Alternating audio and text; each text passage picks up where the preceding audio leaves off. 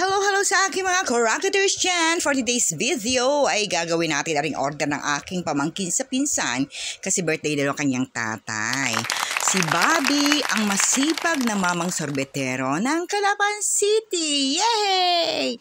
So gawin muna natin itong cake na in-order ng kanyang anak. Surprise daw ito ha, sorpresa. So ito nilagyan ko ng yung hawakan, yung handle ng mug. Kasi Red Horse team cake ang gusto nila dahil umiinom talaga siya ng Red Horse. Alam ko umiinom yon.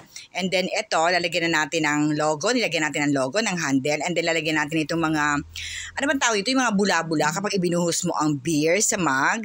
So nag-worry ako dyan na baka hindi magkasya itong white ko kasi na magbukod-bukod ako ng icing.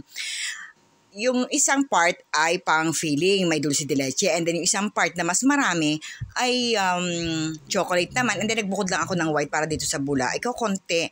Ay, ayan, nagkasya naman. O, tingnan ninyo. Thank you, Lord, at nagkasya naman. O, ayan, ilagay pa natin yung mga labis-labis din para mas maraming bula. O, ayan. At dito naman, sa toppers natin, ay ito baga naman ay in-order ko online. Ito ay coffee stirrer. Pero hindi natin gagamitin coffee stirrer yan dahil tiyaga na lang tayo sa kutsara. Naisip ko na ito ay gagamitin ko para sa cake topper natin. Yung bang ilalagay natin para itutusok. Kasi maganda siya, transparent. O ayan, coffee stirrer yan. Di ba maganda? So ayan, lalagyan natin ng tape. Ito, ilalagay natin dyan. Isi-secure natin. So, ayan, ilalagyan na natin ng tape to secure. And then, yung maliliit naman na details na nasa tabi ay toothpick na lang ilalagay dyan. Oo, kasi hindi naman masyadong malalim ang paglulubugan yan o pagtutusukan. So, toothpick na lang ang ating gagawin. So, don't worry, manis ang toothpick, hindi gamit. Okay? So, ayan lang, tatapusin na natin. Oo, sana ma-surprise si Bobby, Oo, kasi talagang yung magkakapatid ay nagkasundo-sundo. Yung iba umuwi para i-surprise ang kanilang ama.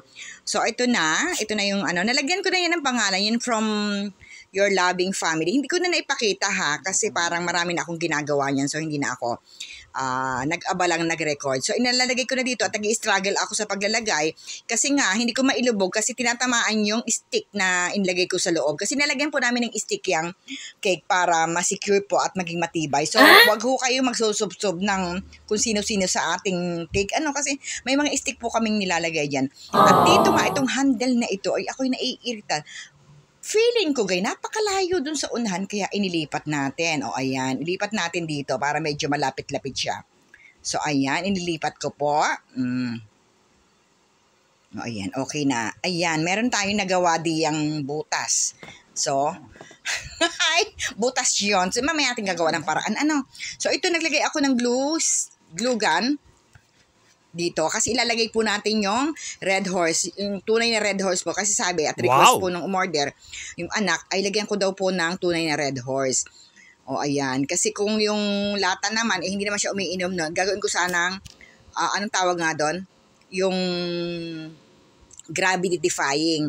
Ay, pero yan ang ni-request niya. So, nilagyan pa rin po natin ng yung coffee stirrer para ma-secure at nilagyan po rin natin ng glue. Ayan, secure na secure yan. Hindi yan matutumba dyan. So, ayan, buo na. At dahil may ginawa tayo dito kababalaghan sa may bandang likod, ay gagawa natin ng paraan. So, ayan, tatakloban natin ang mga chismis na yan. Ayan. Okay, o yan. Tapos ang problema natin, dito na talaga itong puting ito. Ayan. Yung puting icing na yan. At dito naman, pagkatapos matapos natin yung cake, ay atin ang ibalot naman aring order pa nilang kakanin 2 bilao. Ayan. Ito ay black kuchinta. Ay nalagay na natin at nilalagyan natin ng cling wrap. Ay secure na natin sila at ibabalot. Kasi mamaya 4 o'clock daw ang pick up nito. So hindi ako nadi-deliver talaga. Talaga lahat ng mga orders ko, pinipilit kong sabihin sa mga client na sila ang mag-pick up kasi ako'y pagoda na. So ito na. Ito na ang ating finished product. So, ayan, salamat sa mga umorder, sa mga anak, sa mga manugang, sa mga apo. So, ito na. Okay, babush! Thank you!